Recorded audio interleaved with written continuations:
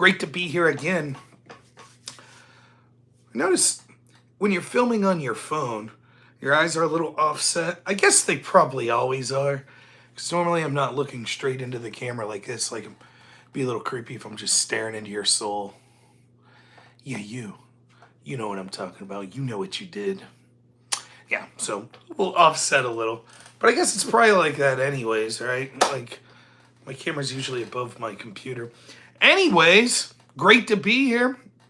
I'm not home. But my wife did tell me that my new camera, and microphone setup came. So no live stream tomorrow. I get home really late. And I'm probably going to mess around with my setup. So, of course, it probably won't help Thursday for reasons. I don't know. I'll still try to stream Thursday night, but I'll tell you about that in a moment.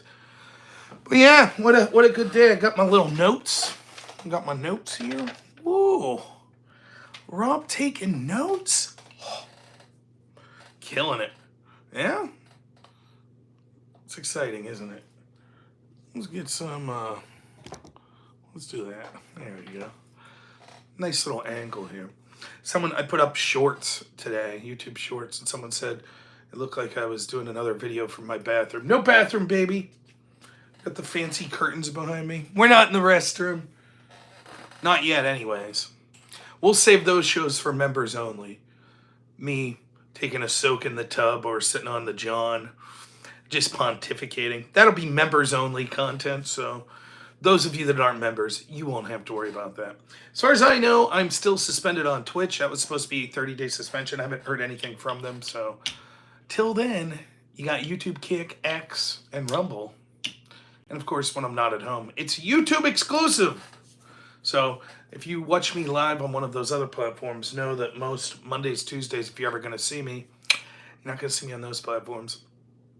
I had a person reach out to me. It's clearly a woman, I think. A lot of hearts in their Discord name. And they were just like, hey. And I was like, hey.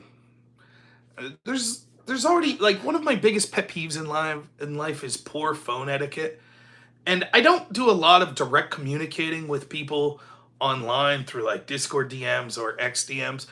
But the little that I do, I'm starting to see that I have problems with etiquette there. Like, I hate when someone calls you on the phone and you're like, hello, and they go, hello. Where does that leave you? That's happened so many times in my life. Each time it's like a dagger. Like, you called me. I said hello. You're supposed to say, hey, what's up? This is such and such.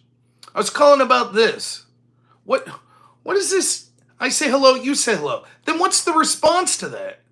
Like, okay, who's this? Why are you calling? It's so frustrating. Now, it's one thing if you're like friends and your number's saved in the phone, but oftentimes it'll be like, you know, for me, like bill collectors or something. Hello? Hello? Yeah, may I ask who's calling? You couldn't lead with that? Jeez Louise. Now you get this, I get this DM, it's like, hey, and I'm like, hey, what's up? Not much. Okay, what did you want? What do you want from me? You messaged me. What's up? So anyways, I was like, yeah, okay, what's up? And they were like, hey, so you streaming on Kick. Do you stream often? And I was like, yeah, on Kick usually like Wednesday, Thursday, Fridays. Oh, because I was trying to get to know other streamers. I feel like it's a setup. It's a setup where it's either like they're going to ask me for some sort of favor or it's some like garbage flirtation stuff. Now, I have a policy anytime particular. This is going to sound very chauvinistic of me, but this is my policy. If there's a DM from a woman, I always screenshot it and then show my wife. That way there's no accusations. I don't need any of that shit in my life. I'm very happily married, you know? Also, the kind of woman that would just message me on a whim and be flirty probably has some significant mental problems, and I wouldn't want to get involved with anyway, so. Anyways, there was my big DM today, so. Also, a lot of people DM me like in the height of my work hours. Then I feel bad because I'll read it, but then I don't respond because I'm usually busy. And then I forget like days later, and I'm like, oh yeah, pretty sure I responded to that when I had some downtime. So if you're one of those people, apologies. Wanted to send a shout out to Surian Bot, who's one of my most prolific followers on X, who found the Eric Roberts clip that I was mentioning last night. For those that missed last night's show, I remember seeing this Celebrity Rehab years and years ago, probably over a decade ago, where Eric Roberts, who's an actor I like, was very ashamed that he smoked marijuana, and he broke down and talked about how he had this great shame. Anyways, I'd mentioned this to a friend of mine about 10 years ago, and we were never able to find the clip, and he thinks that I made it up, which I partially did. So thanks to Surian for finding the clip. Apparently he doesn't say he has great shame. He just says he feels shame, and it's clearly great because he's sobbing. So I'm like 7 out of 10, right? My friend did not concede, though. He says that I lose. So I feel great Eric Roberts level of shame about that, about misremembering. So bummer there, but thank you, Surian, for doing the legwork, tracking that down. I feel like me and the Norbiters, I feel like if we put our research efforts, to like doing some good in the world, we'd probably be doing all right. But instead, we're looking up old Celebrity Rehab clips. So that's all right. Leave the hard work to those other people. We're here to have fun. So good stuff going on. Yeah, it is Julia Roberts' brother, Pope of Greenwich Village. I think he was also in one of the gangsters in The Dark Knight, but he's been in a ton of stuff. He's in a lot of like low budget, like Nicolas Cage-esque straight to Amazon movies. Well, there you go, Chief Wahoo. You should have felt great shame. Dr. Drew could help you out. So I think he may have been on some other stuff too, but it was predominantly marijuana. So also, usually I just drink water during this, but I felt tired, need a little caffeine, so I got some sugar-free Pepsi.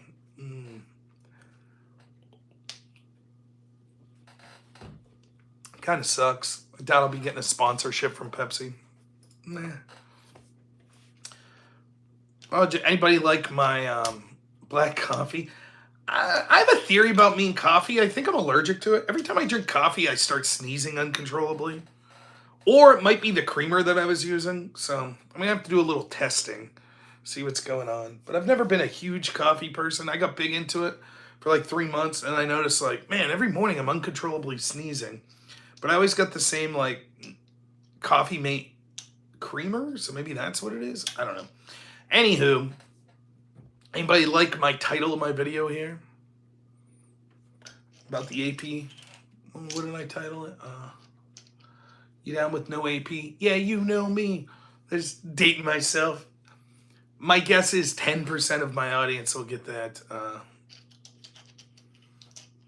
little OPP joke, huh?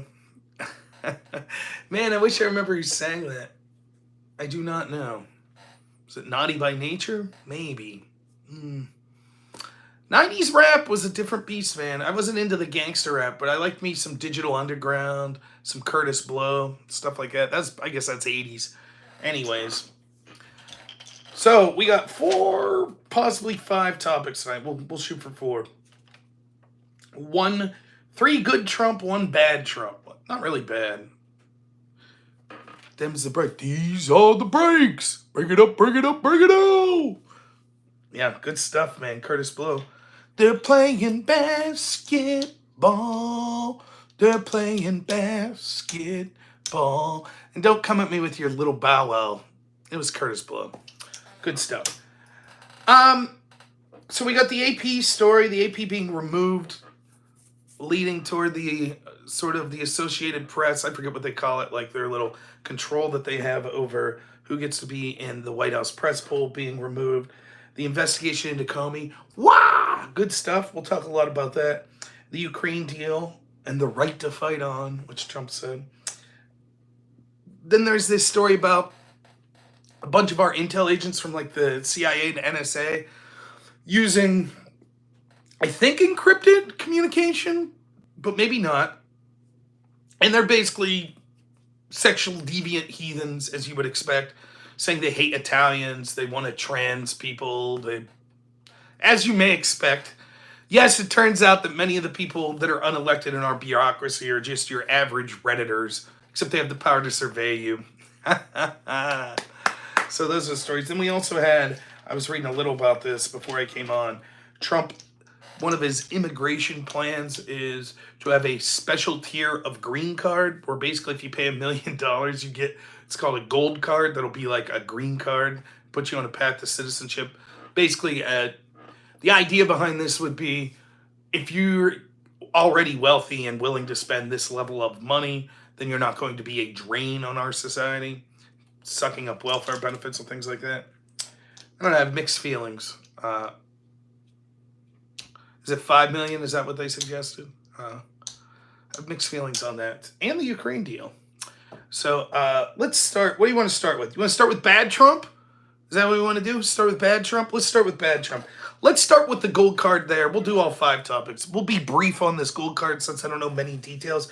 The idea, though, is something that I have mixed feelings about. So this isn't necessarily bad Trump.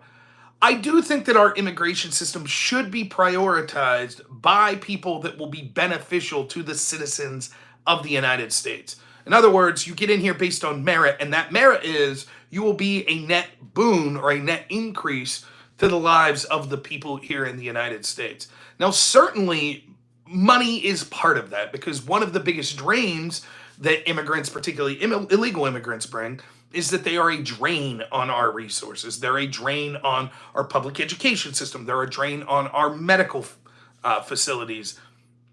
You see your stories of this where they congregate in places, and all of a sudden, like in Ohio there, they didn't have enough teachers that were bilingual because you had schools where you basically had one language the entire time of their existence, and now 40% of the students don't speak English. Or massive welfare benefits, which we're told that they don't receive, but then you hear Democrats freaking out when Trump's suggesting executive orders to remove all welfare benefits. Incidentally, I think it'll be interesting to see some of these specific programs, just how much money went to illegals. We are aware of the programs that were giving like $4,000 or $8,000 a month for hotel access and things like that. My concern also would be how much are they getting in things like food stamps? So hopefully we get some sort of audit of that through Doge, so we could see what's going on there. So on face value, I'm not an immigration zero person. I wouldn't mind zero immigration in the short haul until we secure the border. But in general, I'm okay at some point in an ideal system once the border is secure with bringing in people that will massively benefit the United States. The problem is this harkens back to something that was slightly troubling about one of my favorite candidates, the person I would have chosen in the primary, Vivek Ramaswamy. And Vivek's post on X that got him in so much crap. The thrust of Vivek's post was true. There is a significant problem culturally with our education system in the United States. So when we're talking about H-1Bs and potentially bringing in people that are engineers and the top of their game, yeah, there might not be enough of them in the United States because of how we've let down young people through our education system and through our culture. That's true. Problem is, one, that doesn't really acknowledge the fact of how H-1Bs and other immigration systems are exploited, and we're not just bringing in people based on merit. Oftentimes, companies prefer them because they're indentured servants and they can pay them lesser wages, etc. But the specifics of what Vivek were saying were sort of ludicrous. Like, you could tell, I say this as a nerd myself, but you could tell Vivek's like a nerd, and he's still probably upset about that. He's probably like me, was in the chess club and not on the football team, though I was on both. But he's like, oh, we venerate all these athletes, and we should be venerating the really smart people. No, that's not what's going on. The problem is too many people are watching Boy Meets World. No, that's not what's happening. We don't venerate the athlete. In fact, we venerate the victim. And oftentimes that's geared towards people that achieve success through hard work, including in the physical capacity with things like athletics and in intellectual pursuits.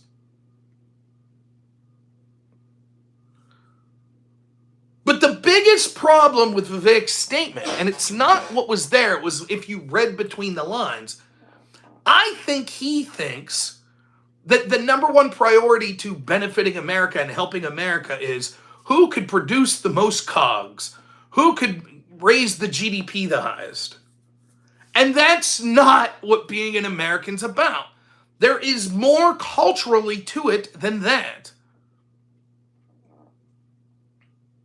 For example, if we could get a top 1% engineer that we know would be of great benefit to an American company, sounds like a good deal. But what if they hate America? What if they're adamantly against the First and Second Amendment? What if they want Sharia law? No, we don't want those people. We don't want people who may be talented but won't fit in with the values of the United States. And for me, everything that, for me, the way that we fix our culture is understanding that although we do want economic opportunity for our country, and we should strive to be the economic superpower in the world and to benefit every American economically, there is a higher level of importance than that. Family, church, religion. Those values of being a good father, a good mother, a good husband, a good wife, a good community member, those surpass just how much money can I make or how much money can I make for my company. And it is one thing that's slightly troubling about Vivek and maybe spreads to someone like Elon with his criticisms of the people that were pushing back against H-1B. And you wonder if it comes to Trump as well. And that gets me back to this idea of a gold card. Okay, if I could guarantee that an immigrant wants to come in from, say, Sweden, and they're willing to pay $5 million to show that they have an exuberant amount of money, and we can all but guarantee this person will bring jobs, they'll help the economy, they're not going to be a net drain. Sounds good, right? Well, not necessarily. What kind of person will that person be? Same question I had with the Vivek, H-1B business. What if they're incredibly against the First Amendment? What if they're anti-Christian? What if they're anti-white? We still taking those people? Or for that matter, racist of any stripe. Religious zealot, like Sharia law.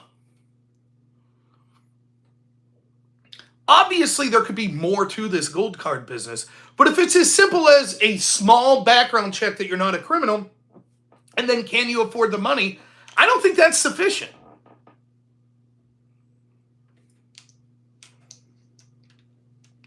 I don't think the United States should just be the best and the brightest, or the richest and the brightest, and screw the people that are already here. They'll put up with it. I don't think so. I think that we want people that are talented, that are merit-based, that will help our country, not just economically, though, also culturally. Well, it's difficult. How would you check on that? Through a thorough background investigation, checks of social media, checks of prior criminal nature, checks of, just like when someone goes to work for a government defense contractor. I've been contacted twice in my life by the FBI because old roommates or friends were now getting a government job that required a security clearance. Those are the sorts of things that should be happening, and we should be tailoring it to questions and also an interview process about the values of the United States.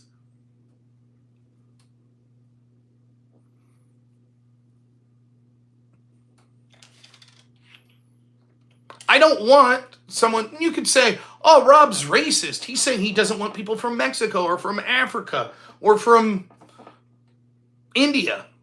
No, I'd take any three of them before the average German citizen at this point that believes we should lock people up for offending you.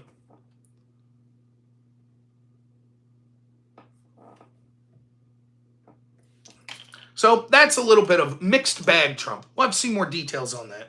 In general, I don't mind having immigration based on a merit-based system of people that will help the United States economically and culturally, but I don't think it should be limited to just economic. I look nothing like my logo. Which one? Because I'm going more bald? That logo was made like 5 years ago? Sorry. No, the German, even though AfD got more of a slice than normal, the Conservative Party that got the majority will form a coalition with the left-wing government, and they'll still be anti-free speech, pro-refugee immigration, etc.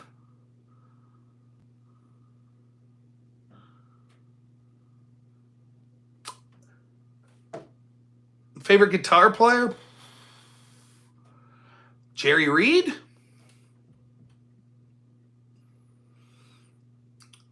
More potential bad Trump.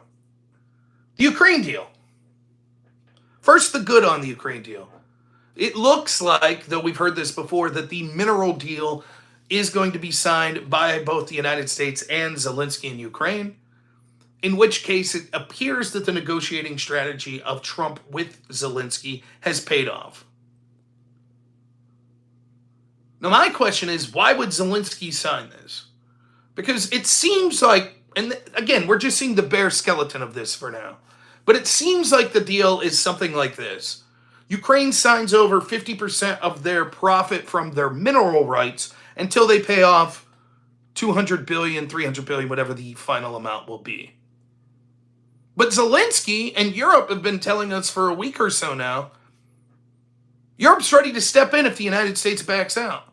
Then why would Zelensky sign over $200 to $300 billion in mineral rights? Wouldn't he say, no, thank you? No, thank you. Europe said they're going to give us all the free money. It's almost like they all knew they were full of shit. Just saying. That's what it seems like. Because I've been saying all week, great. What's the problem? Match made in heaven. Zelensky says Europe's willing to step in. The European leaders are like, we're willing to step in. Great. Have at her. Oh, wait, no? Zelensky's signing a deal to basically sign over $300 billion to the United States. Why would you do that? If Europe was willing to step in and they're just as good. Yeah, maybe all that blustering about the EU, European countries being just fine without the United States and NATO, maybe that's bullshit too. Just maybe. Is this deal better than the deal we were getting under Joe Biden with Ukraine? Yeah. Because it theoretically brings something back of value to the American citizen. Theoretically. Which is better than just send the money. No one cares about the American citizen. Having said that, I don't like the deal. I want to stop sending weapons to Ukraine. I want to stop sending money to Ukraine. Trump said, I heard him at a press conference, he said, Ukraine, by signing this deal, gets the right to fight on. Well, what does that mean? They always had the right to fight on. Unless Trump insanely was saying that he was going to use the military to stop Ukraine, which is insane. So I think the most charitable explanation of Trump saying they've won the right to fight on is, we'll keep sending them money and weapons. Well, that sucks. That's against what I want. Now, there's a way that this works out. Is this part of the negotiating strategy now towards Russia? Maybe Russia's sitting back licking their chops saying, oh, it looks like Zelensky and Trump are feuding. We're going to be in an even more favorable position come negotiation time.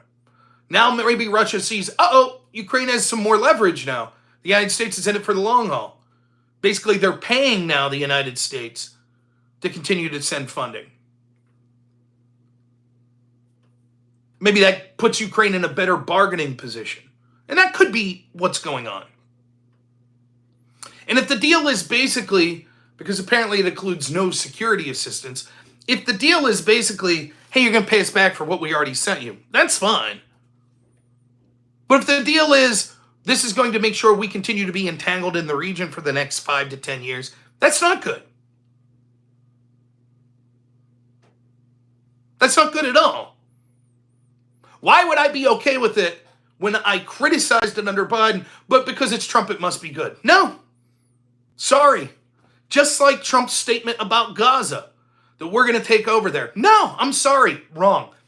Now, I understand negotiations, you don't want to put all your chips on the table. You want to seem ambiguous. You want to leave all things on the table. You want your opponent to think that you're going to do something more aggressive, which means the negotiations are all that more important. All of that could be the case. So I'm not willing to condemn the Gaza statement, this deal on Ukraine. I'm not willing to condemn it until we see what the results end up being. But I'm not going to be someone who's like, I support every little thing Trump does. If this results in this war dragging on and us continuing to send weapons, I'm vehemently against it.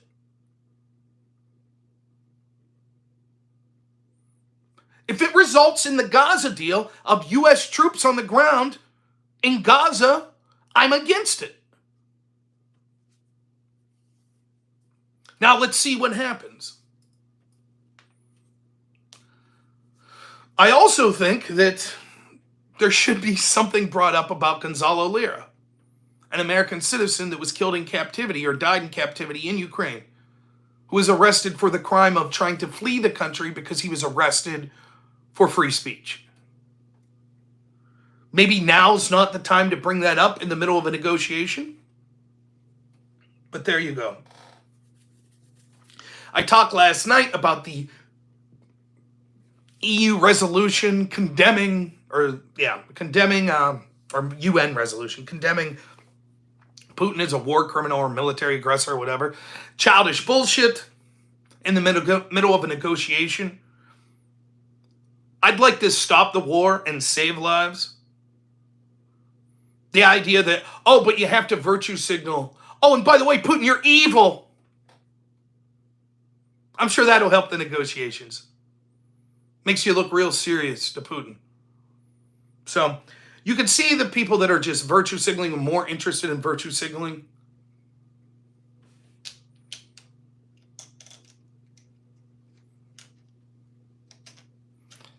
Yeah, I hear this all the time. I mean, again, for the people that watch my show, I criticize Trump all the time. I always have. I did during the first term. I think he's far exceeding my expectations so far this second term. But I'll be damned if I'm not going to criticize him when I think I should. It's anathema to the Democrats who pretended Joe Biden wasn't cognitively impaired for 4 years. They don't care. It's team sport. But when they say, I demand that you condemn Trump, I say, kiss my ass. I owe you nothing. I'll condemn him on my own terms. I'll criticize on my own terms. But I always do. Do I have an opinion about the administration talking about kicking Canada out of the Five Eyes? Who is it? Canada, Australia, the UK, us. Who's the fifth member of the Five Eyes? Is it France? New Zealand? Is it New Zealand? We should get out of the Five Eyes. Yeah. All those countries suck. That's what I think. I think most of those countries, I think the Five Eyes is just more deep state bullshit to entrench bureaucracy and globalism.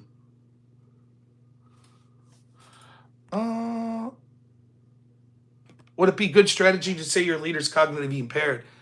When the whole world could see it, yeah. Yeah, that would be a good strategy. Absolutely would be. What's the alternative? Pretend he's not and almost let him be the incumbent running again as the Democrat? So that we'd have another 4 years of a cognitively impaired? Alliances are...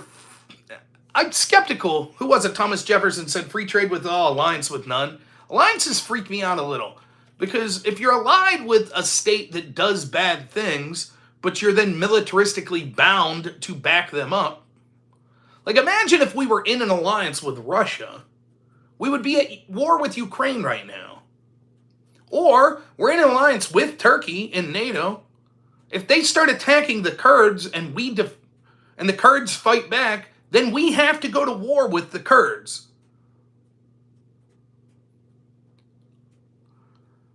We're going to get in. I'll reserve opinions on Five Eyes here for a minute. That's right. What happens when the country you're sharing intel with are sharing intel with an FBI that hates the president? And they're being used as an extension to do things that our FBI can't do, but they can put their thumb on the scale of our elections in our own country. Seems problematic. So that's bad Trump that I have for today. The title of the video, the Associated Press removal. Hilarious, fantastic story. So, if it was me, if I was president, immediately I would come in, and this is what I would say. All of you mainstream media propagandists, you no longer have any access to me or my administration, period. We will take questions from the press, including adversarial press, but it will not be from anyone in those agencies. If needed, we will go to foreign press sources, or we will go to local press sources and a different type of press, rather than the propagandists that we've seen that were interested in giving themselves Pulitzers, patting themselves on the backs for spreading hoaxes against us, for spreading hoaxes, or saying that real stories about our opponents were hoaxes. You're garbage. You're not the free press. You're propagandists for the powerful in this country. We're not going to listen to you anymore. You have no access. You absolutely have the right to print what you want. We're not going to interfere with that. You just have no access to us. That's what I would have done. But Trump's team, and there's pros and cons of both, they're still given access to, we're still going to go on and meet the press. We're still going to do this. So they pick a fight with the AP, and they change the name Gulf of America. Now, it seems petty and stupid, changing the name of Gulf of America. I saw Victor David Hanson, who's someone I really respect, talking about this today.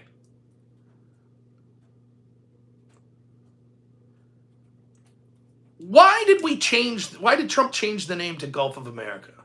Well, because the Democrats and the left argument is renaming things good. Language is malleable. They're tearing down statues, they're renaming buildings, they reshape our history all the time. So then fine, we'll do it the opposite way. That's what Trump's saying.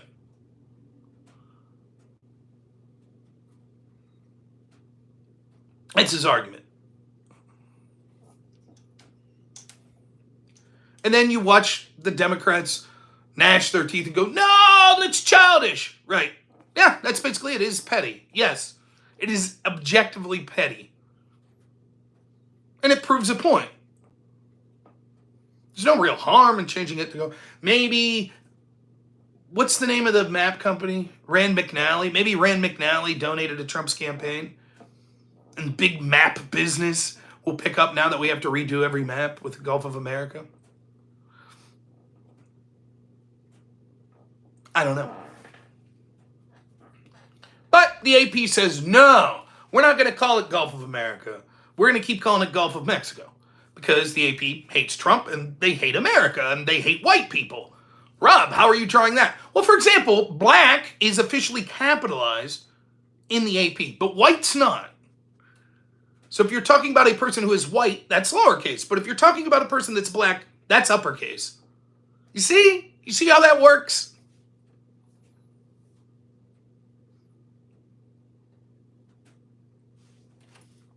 So screw them. They play these games. And now they're like, oh, we're not gonna change language now. Cool, you're out. So then the AP files a lawsuit, as if they have any right to be on Air Force One or to be in the press pool. Can you show me in the Constitution where it says that? That the Associated Press has a right to be there? A left-wing propagandist bullshit outlet? I missed that in my reading of the Constitution. This is anti-free speech. How so? When's the last time Biden invited me to the White House? Oh, it never happened? I guess that's anti-free speech too, right?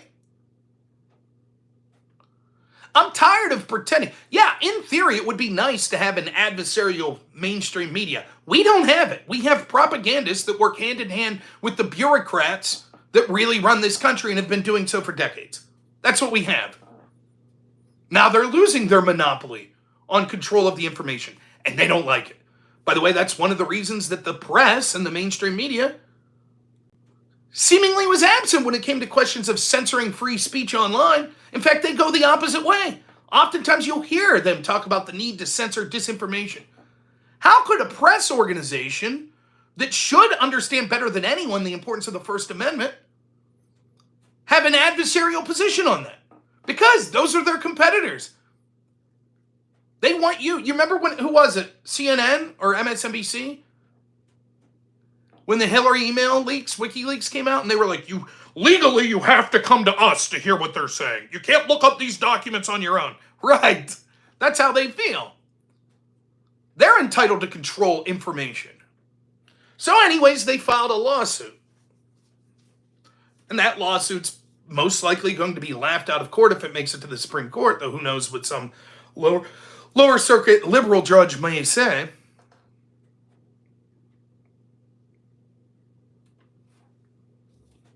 Drink time.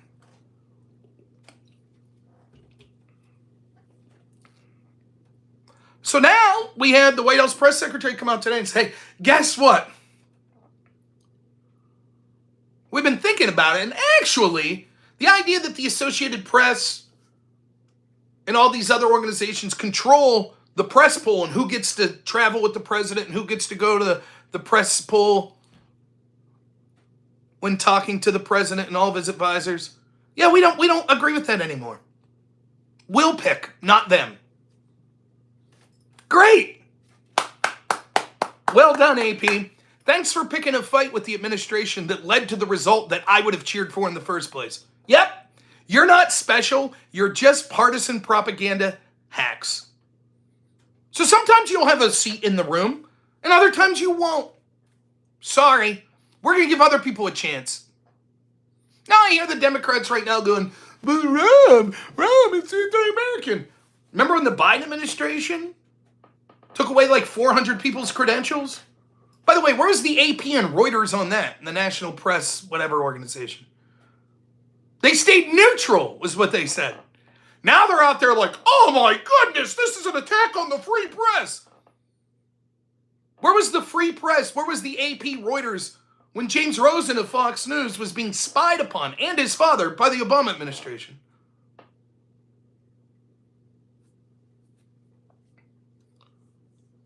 Obama prosecuted more whistleblowers that spoke to the press than all presidents before him combined. Where was the press?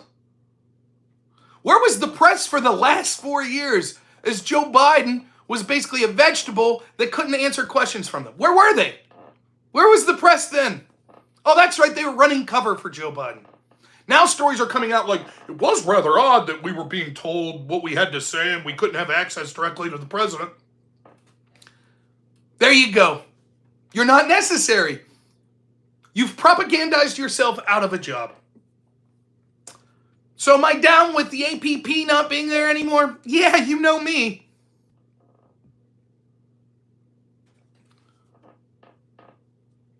See ya.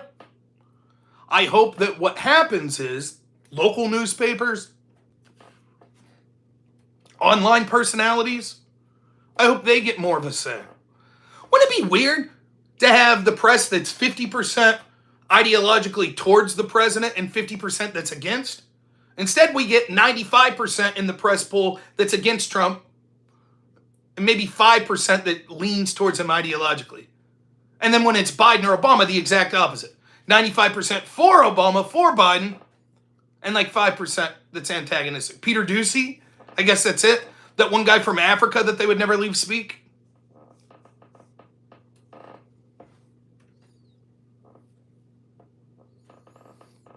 I've said this before, I'll say it again. The irony when you watch like the White House press correspondents' dinner and all of the awards they give themselves and you hear them wax poetically about the Fourth Estate and the importance of the media, the irony is they're right. It is that important. You want to hear something crazy? We shouldn't need Doge. You want to know why? Because we should have a press that's trying to uncover every stone of government waste and corruption. But we don't. We have propagandists. That's what we have.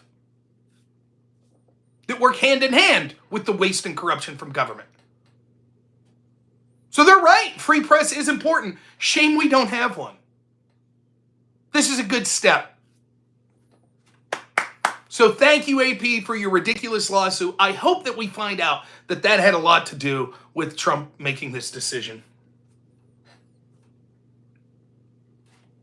We'll save the best for last. Next, these last two stories are both good. We'll go about another 20 minutes. So there's this story. I don't have all the specifics on the details of this, but it's that you had a bunch of people from like intel agencies like the NSA, I think the CIA and others, and they're on, I think it's like a Telegram channel or some level of encryption, though it's not sharing classified information.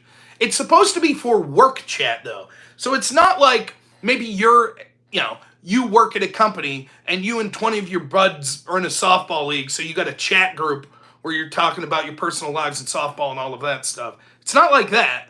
This is like a work channel, but it's not to send classified information, if I got that right. Though I do think there's some level of encryption, like through Signal, Telegram, something like that, that goes on through this. And so I think it's Chris Rufo, who's fantastic, who's breaking this story. He got access to some of the screenshots from this, and it's as horrible as you would imagine. It talks about their hatred of libs of TikTok. It talks about their hatred of Christians, the hatred of Italian Americans. Surprise, surprise. They talk about how they're pushing for trans advocacy. One of them talks about how they hope that they have an intersex child because that will further the battle for pushing for trans advocacy. They're talking about sexual conquest and things of that nature.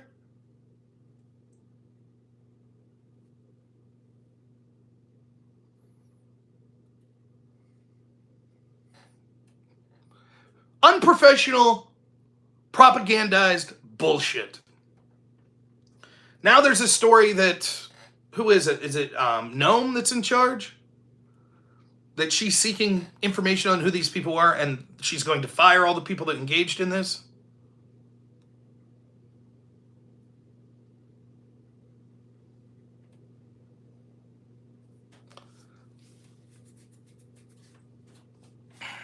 Drink time.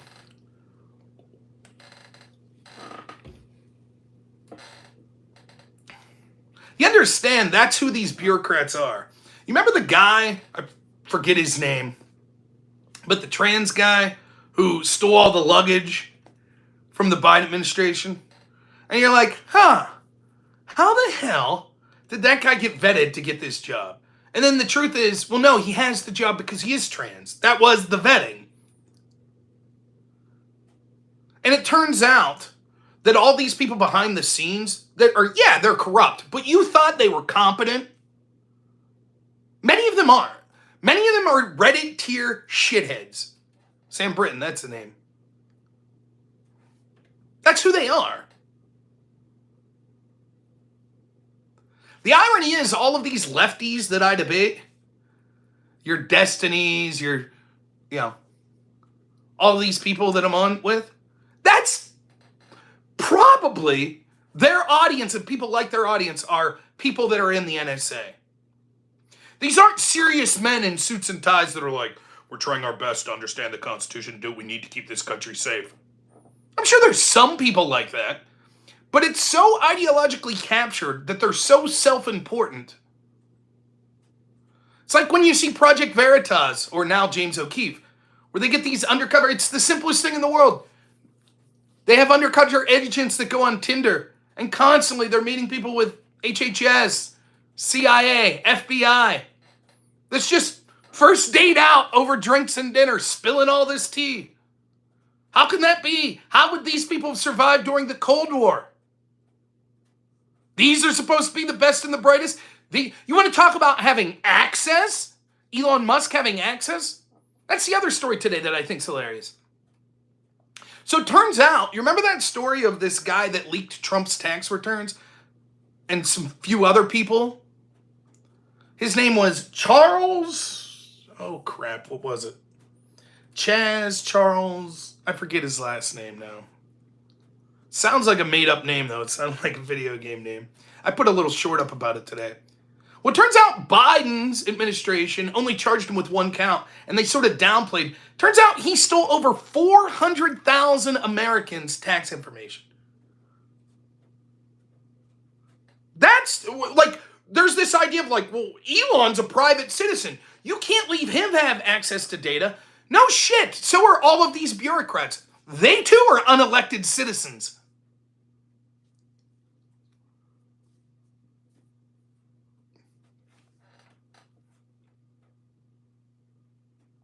You trust the guy talking about having trans orgies to be the one that's surveying your emails? And not on their private time, but on the work chat. Sound good? That guy was there, and many like him.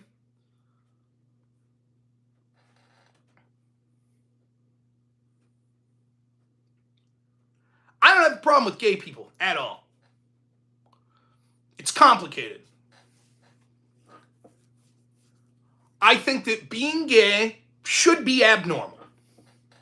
That doesn't mean that we treat you like garbage. That's fine. You clip away. I have gay friends. I don't care.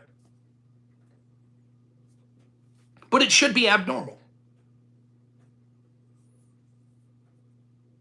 We should prioritize family units and people having children. Biological men with biological women sticking together, raising a family. That doesn't mean I won't be friends with a gay man or a gay woman.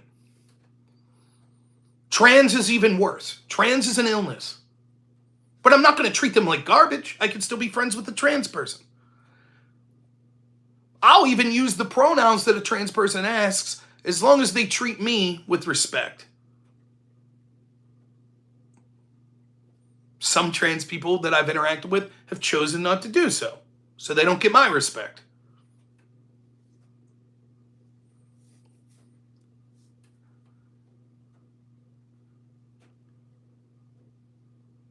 But the way that we venerate what's tantamount to just straight up sexual degeneracy in this country culturally, and now we can see how it's infiltrating through our bureaucracies that run our country politically, is disgusting.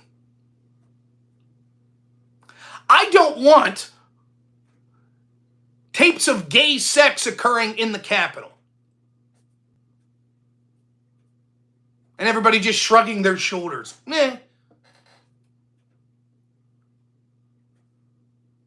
I don't want a bunch of degenerates that are pushing trans ideology, talking about orgies and shit on company workspaces, running the NSA, the CIA, having access to surveillance technology.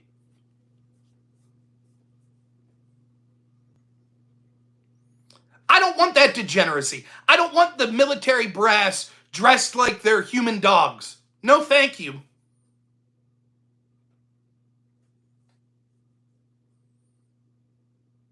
And I'm not some zealot that comes on here every night saying, I'm a Christian nationalism, ban gays. You don't hear that shit from me. But there's a level, and it's unacceptable. And the fact that that's where we're at culturally when it comes to these institutions like the NSA, CIA is disgusting. And it ought to be rooted out. That's my take on it. Let's see if more comes to light. Perhaps I'll be mistaken, and these images that I've seen of these supposed texts are incorrect, or there's an explanation. We shall see. But as it stands, that's what my belief is.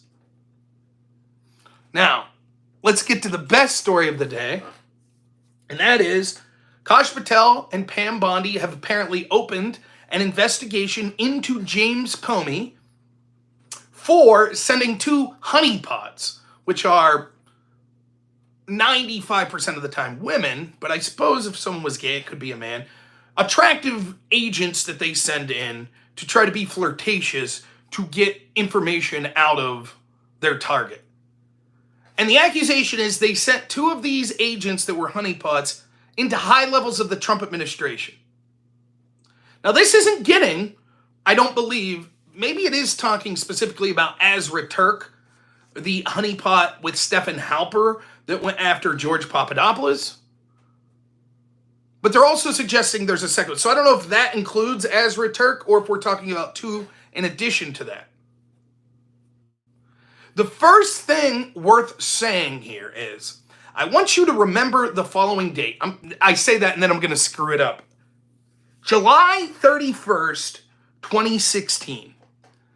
That's the date that the FBI has settled on when they opened their investigation into Trump's team, Crossfire Hurricane.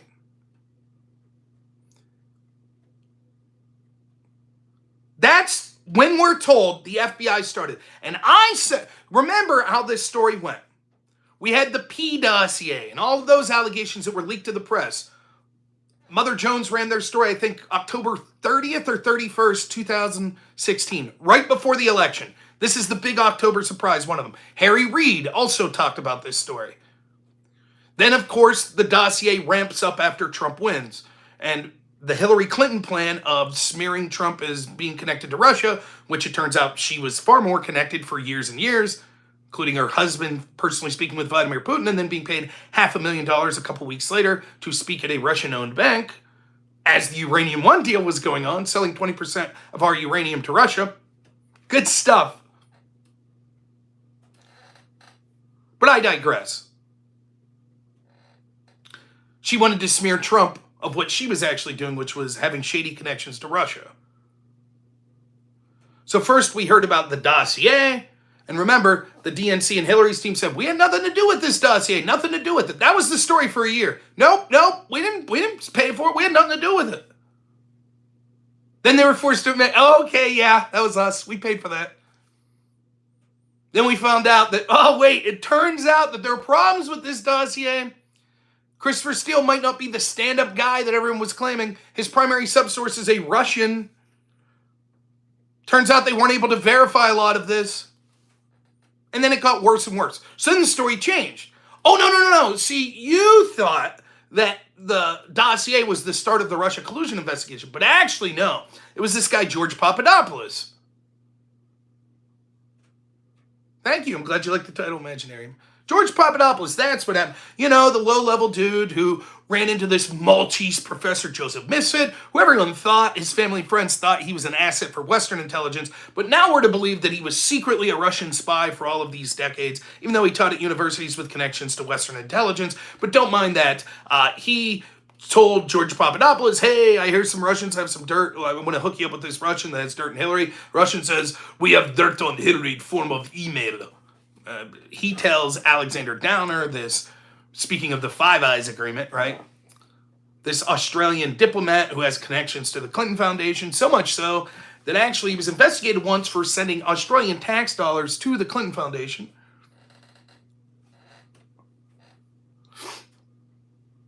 And that was the start of it. Once the hack occurred, oh boy, there we go. Now we have to investigate Trump's team. Because a drunk low-level staffer said he heard Russia had emails on Hillary. Something that everyone was saying because Hillary had an unprotected server. So that now has become the official story. And what I said was, I said, mark down the date, the end of July. I think it's July 31st is when they're claiming that 2016, when they started Crossfire Hurricane. Because now, if we find out that that's actually a lie, the FBI lied all of these years. Actually, they were looking into Trump's team before that. Then what will be the excuse? What's the excuse? Why did they lie and say it started on July 31st? Because there's been credible evidence all along that the FBI unofficially was looking at Trump's team before that. And now we have this accusation that's being looked into. Apparently, a whistleblower from the FBI is claiming that he was in the room when these two honeypot agents, one was moved to the CIA, allegedly, because they didn't want to be an FBI agent anymore. The other got a promotion within the FBI. And basically, this whistleblower is claiming, we basically were told, you don't talk about this shit anymore, because it was off the books.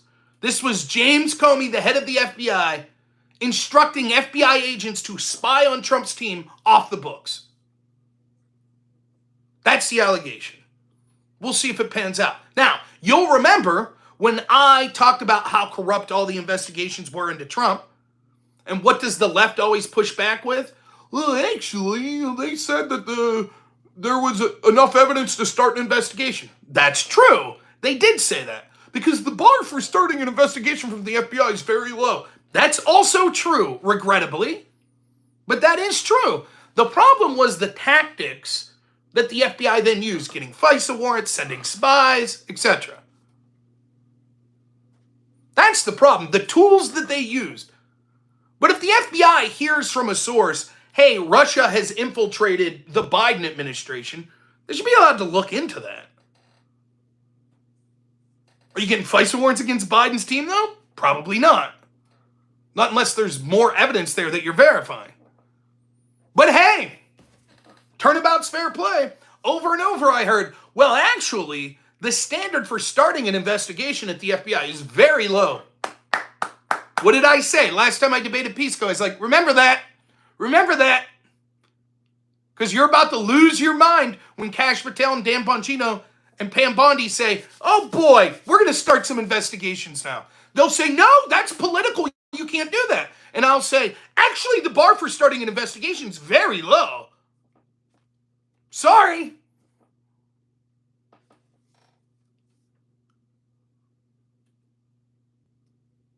So good. Investigation of James Comey. Let's see where it leads. Oh boy, I can't wait. It's the most optimistic I've been about this corruption for a very long time being dealt with. Now, I still put the chance of James Comey ever going to prison very low. Pat O'Brien, why are you talking in all caps? Seems like a lot of non sequiturs as well. Yeah, I still think nothing will happen to them of significance. But this is exactly the type of thing that I was hoping the Trump's administration would do. Exactly the type of thing that Kash Patel should be doing. Yes, investigate those that corruptly investigated Trump and Trump associates. I want them to pull James Comey out of his house at 3 a.m. as they contact Newsmax and the Daily Wire and Fox News to be there with cameras, as they have multiple agents pointing guns at James Comey as they drag him out in his underwear. That's what they did to people like Roger Stone, as they called CNN, as the left laughed and cheered. Yay! Good!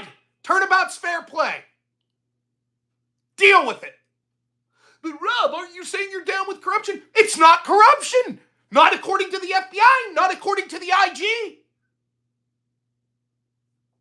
It's all above board. That's the standard that's been set. So fuck you. Every one of them. I don't want them getting illegal FISA warrants. I don't want them just going after someone because they're a Democrat.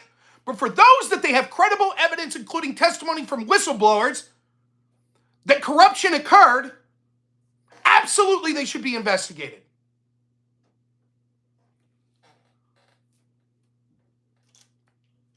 This is the standard that the Democrats wanted. And to watch them now go, oh, you're for corruption. Fuck you. Data, thanks so much for $5. Says the only person who's managed to prove Rob wrong time and time again is Trump. So we'll see. Hopefully Rob will be proven wrong. I hope so. There you go. Matt C. But wait a minute. If we use the same bad standard, it'll never stop. No, Matt C. It will never stop unless the same punishment that they have imposed on their enemies is imposed on themselves. It'll never stop. You think it'll stop if Trump just goes, okay, no, we're not going to get to the bottom of who was corrupted investigating me, and then Republicans lose in 2028? Do you think the Democrats and the FBI and all these bureaucrats will go, oh, well, we'll stop. We'll also stop. I mean, we did this in 2016, and then when Trump lost, we did all the lawfare shit again from 2020 to 2024. But we'll stop. Now we'll stop because Trump's team refused to look into our corruption. So we'll stop. Now, it will never end until they face the very consequences that they sought upon others. Unlike them, I'm not asking to do it in a corrupt way. You might say, well, would it be corrupt to call Newsmax and shit? It's not against the law. I'm tired of these milquetoast centrists. They're like, well, wait a minute, we have to be better than them. Fuck you. It'll never stop, even after consequences. Fair enough. If it will never stop, then all we can do when we have power is treat them under the standard that they've set for us. If it won't stop, so be it. It won't stop. The only chance of it stopping is if they face consequences for their actions. That's it.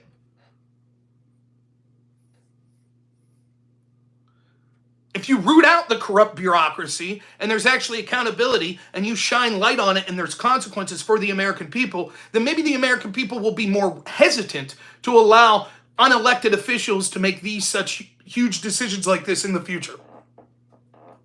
But if there is no consequences, it'll just happen in perpetuity. How is it unprincipled? This is legal. This is what the FBI does. We've been told by every major institution that this is the way things operate. Why should we not do it?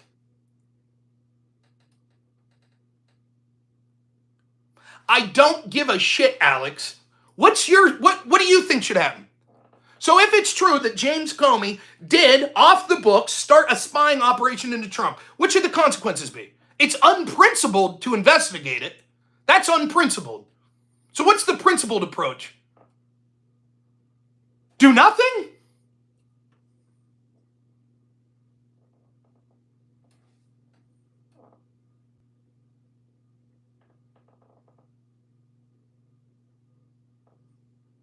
Do I think the CIA didn't trust Trump? No, I don't give a fuck about that question at all, Dave. It's not a bad idea. Oh, so you're unprincipled as well, Alex. I'm not calling to arrest people that didn't engage in corruption. I'm calling to investigate them if we have evidence. The bar is very low. And if they did engage in corruption, to arrest them.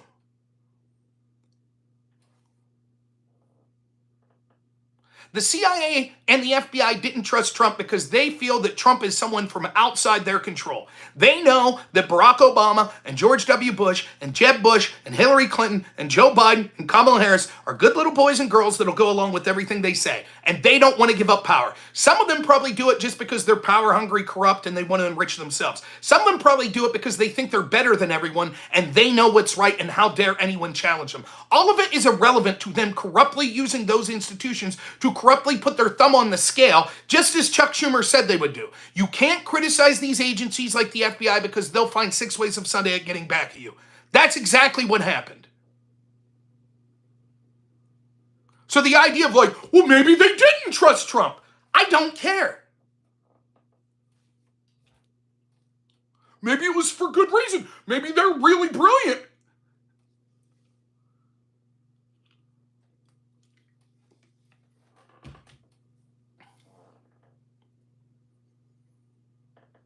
I don't know, Vita. We already talked about that. I don't know if it's the same one Azra Turk was part of. I think the Azra Turk stuff was on the books. So I would guess this would be 2 other people because it's claiming to have been off the books.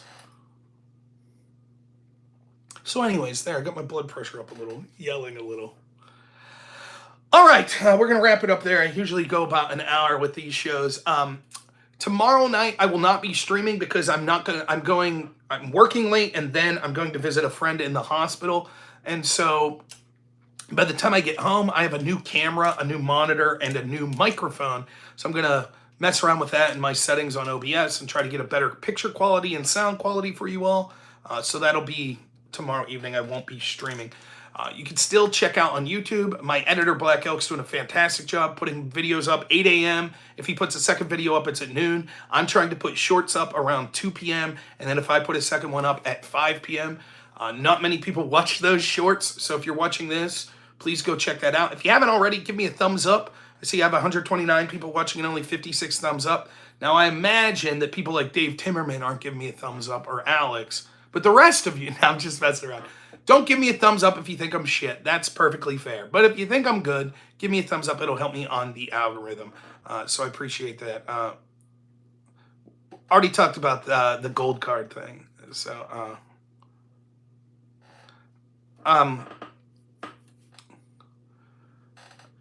Thursday, it might be an early stream for me because unfortunately I got called into work again, though not for a full day.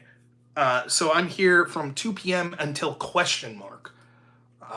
So I don't know. If it's late, I don't know how much I could do. And so, yeah. But I'm going to try. Maybe it'll be an earlier stream when I know that, maybe a morning stream when I know I'll be around. We shall see.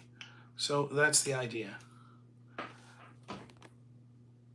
I don't want your super chats. What are you talking about? I'll take your money. Thanks, Becca King. I appreciate it.